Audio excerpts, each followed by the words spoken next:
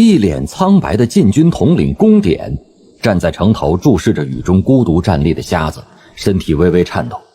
想到了很多年前的那个女人和她的那个少年仆人，内心深处涌起一股前所未有的惧意。他知道对方是谁，在第一时间内就已经通知了宫内的陛下，然而他根本不知道自己这上万名禁军能不能挡住对方。兀竹来了，兀竹终于来了，他替小姐报仇来了。宫典心里不停回荡着这几句令自己心惊胆战的话语。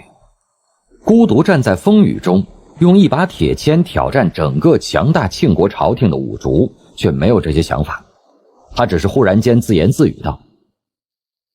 里面住的好像是小李子。漫天风雨，斯人独立，虽千万人吾往矣。放箭！雨水从宫典湿漉的胡须上滴落，面色苍白的禁军统领声音微微颤抖着发出了命令。无数支羽箭在这一刻脱离了紧绷的弓弦，突然间速度提升到了顶点，撕裂了空中的雨水，射向了广场正中孤独站立着的兀竹。密密麻麻的雨箭似要遮天蔽日，只是今日的暴雨率先抢走了这个效果，所以无数支飞速射出的雨箭像发泄不满一般，搅碎了天地间空气中所有的雨珠，令整个广场的上空变成了如神境一般的雨帘大幕。与这恐怖的声势相称的，还有这些雨箭刺穿空气所带着的阴森呼啸声。这些声音代表着庆国强大的军力，也代表着无可抵抗的杀意。在这样密集的雨箭攻击中，没有人能够活下来。范闲不能，即便是当年大东山处的叶流云所面对的也只不过是数百支弩箭，而且在那样的情形下，大宗师飘忽的身法本来就是他们最大的保障。怎样杀死一位大宗师？范闲当年曾经深思过这个问题，必须是放在平原之上，万箭齐射，然后用重甲骑兵连环冲锋，方能不给大宗师逃遁的可能。孤独站在雨中的兀竹很强大，至少知道他的名字的那些人从来都不会认为他弱于一位大宗师。很显然，禁军收兵放箭与范闲当年的计划极为相宜。此时广场上一片宽阔，虽在雨中，也没有什么能够阻挡视线的法子，兀竹如何躲避呢？人力终究有时穷，以一敌万之人有，然而箭雨齐发，却等若将万人之力合于一处，怎样抵挡呢？面对着比暴雨更加密集的雨箭，兀竹还能无比强大地站在广场中央吗？兀竹的身法没有叶流云快，兀竹的出手没有四顾剑狂狠，兀竹无法像苦荷一样借雨势而遁，他只是冷漠地抬起头来，隔着那层湿润的黑布，看着扑面而来，劲风逼面，将自己身周数十丈方位都笼罩起来的乌黑箭雨。箭矢之间刺破了雨珠，来到了他的面前。如今的天下，轻身功夫最强的应该是范闲，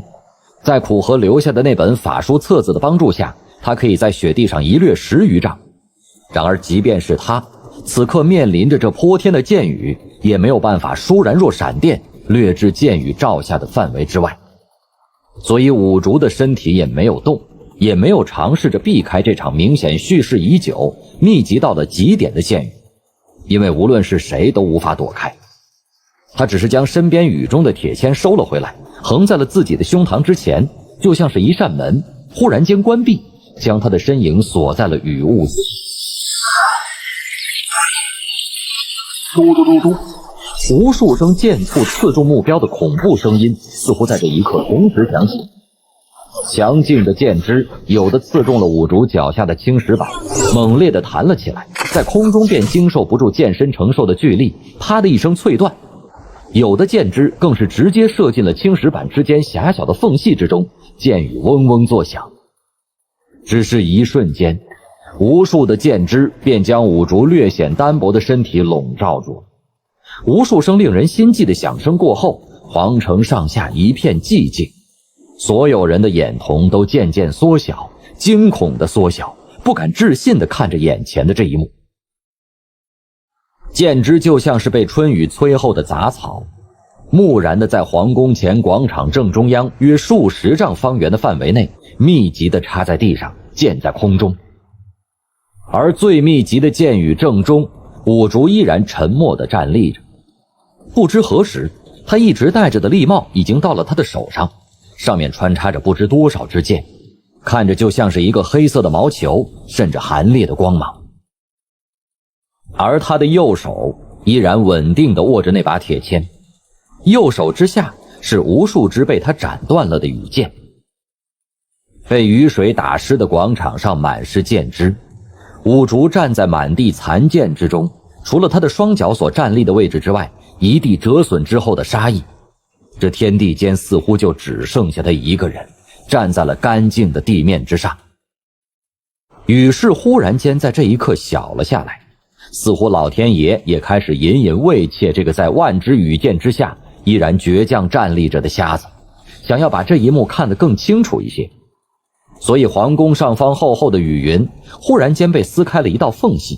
太阳的光芒便从那道缝隙里打了下来，照耀在五竹的身上，淡淡然为这个布衣瞎子映出了一道清光。小雨中秋风拂过，五竹身上湿透了的衣衫轻轻浮动，嗖的一声，他左手上那顶不知承接了多少支羽箭的笠帽终于寿终正寝，在他的手中四散破开，就像是一盏易碎的灯笼。没有人知道发生了什么，皇城禁军根本不明白这种神迹一般的场景是怎样出现在了人间。在万箭临身的那一刻，五竹其实便动了，只不过他动得太快，以至于他手中的铁签和高速旋转的笠帽，这两种痕迹都变成了雨中的丝丝残影，根本没有人能够看得到。五竹的脚就像是两根柱子一样，深深地站在大地之中。他右手的铁签就像是有了生命一般，完全计算出了每一道箭枝飞行的轨迹，并且在五竹肢体强大的执行能力配合下，令人不可思议地斩落了每一支真正刺向自己身体的箭。先前那一刻，铁签每一次刺斩横挡都被五竹强悍地限定在自己身体的范围内，无一寸超出。他任由着那些呼啸而过的箭枝擦着自己的衣衫，擦着自己的耳垂，擦着自己的大腿飞掠而过，却对这些箭枝看都不看一眼。那双湿透了的布鞋前方插满了羽箭，五竹没有进行一次格挡。这种绝对的计算能力与随之而来的信心以及所昭示的强悍心智，实不是人间能有。换成是任意一位大宗师，只怕都不可能像五竹先前表现得如此冷静，